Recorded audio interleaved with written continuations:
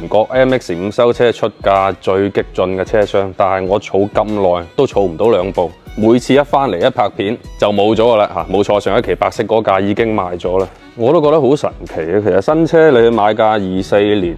有啲富齡嘅 ND3咧，落地都唔使30萬，呢啲2-3千公里嘅賣27萬幾。但係佢又好好賣嘅喎，我哋上一架係23年嘅，公里數同呢架差唔多，成交價咧係唔超26萬，新一年啦首先，咁啊同埋黑色應該係比白色好賣啲嘅，我唔知應該點樣量化呢樣嘢，但係 MX-5 同 Mini 開起身就係同其他更加大 size 嘅車唔同，